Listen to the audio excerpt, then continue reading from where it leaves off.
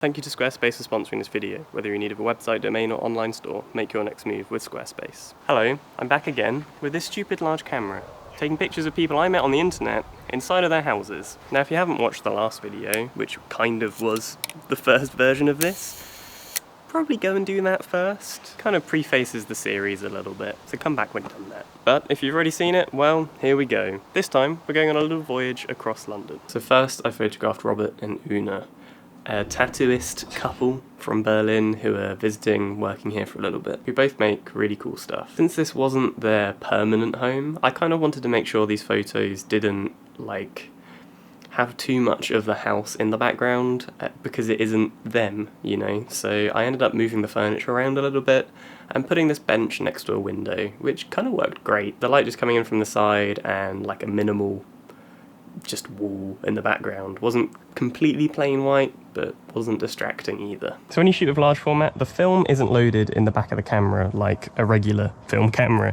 The film is actually loaded in something like this, a film holder. Now you load this with 2 sheets of film, one on each side, then you're able to put it in the back of the camera like this. You pull out the dark slide and you're ready to expose your film. Now, there's a little system to keep track of your film in these. One side of my dark slides has an engraving, the other side doesn't. So when you take a photo, you simply turn it round to stay track of which side's exposed and which side isn't. During one of these photos, they ask me if I ever make mistakes with this camera, or if anything ever goes wrong. And foolishly, I said I haven't made any mistakes in a while, but I used to when I started out using the camera. And then I proceeded to expose the film whilst chatting away, distracted, and forgot to turn over the dark slide. So when it came to taking the next photo, I had no idea which side had already just been exposed.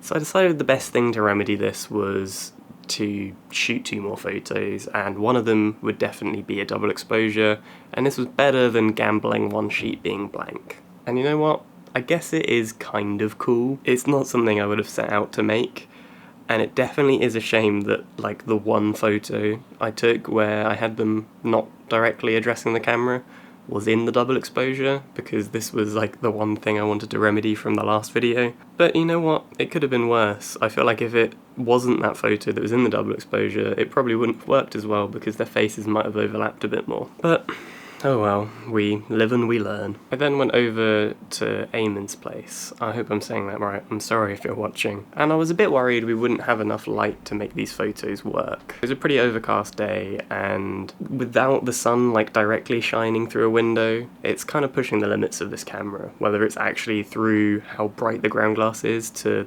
actually focus and compose your image, or just from a technical standpoint, having a really long shutter speed. Not good for portraits. Having a minimum aperture of f5.6 and not wanting to use any of the practical lights inside the flat can make it pretty tricky. I think these came out super cool though. The isolation on the one on the floor is really cool and definitely justifies the use of large format. This photo wouldn't work anywhere near as well if it was taken on a different medium. And I thought I was going to hate the lamp and the radiator in the other one. I thought I might have to Photoshop it out. It was kind of the only other option to get a full-length photo in the flat. But you know what?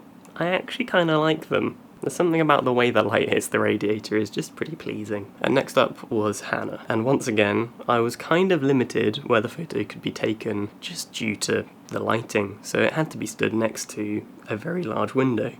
But actually, I think this scene works pretty well. It's nice and minimal and does kind of allow your eye to be drawn to the subject instead of a busy, distracting background. So something I've noticed throughout these photos so far, from these ones and the ones in the last episode, I'm definitely preferring the black and white film over the colour.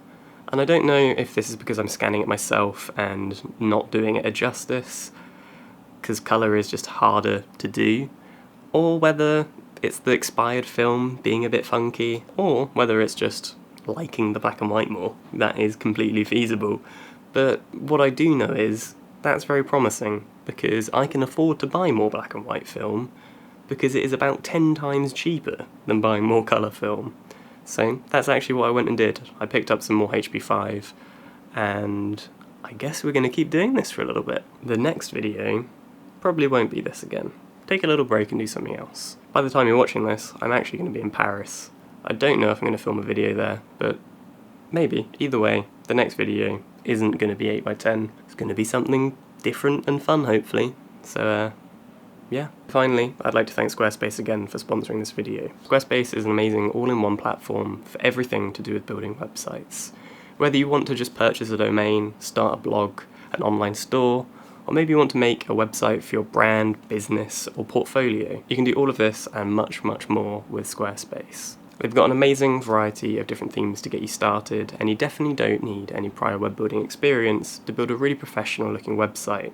All you need to know how to do is click. You know, it's pretty easy. If you manage to find your way to this video, you can figure out how to build a great website. I'm guessing if you're watching this video, you are a creative of some kind. And to display your work in the best way possible, you probably need a portfolio on the internet somewhere. Squarespace is an amazing place to do this because it is so simple to set up and maintain that you can spend more time out there in the field making the work to fill the website with than being stuck behind a computer figuring out how to code and how all those web things work. There's also amazing other features like incredible 24/7 customer support and ways to schedule things and calendars. There's all sorts. If you want to find out more, click the link in the description and go and get yourself a lovely new website today.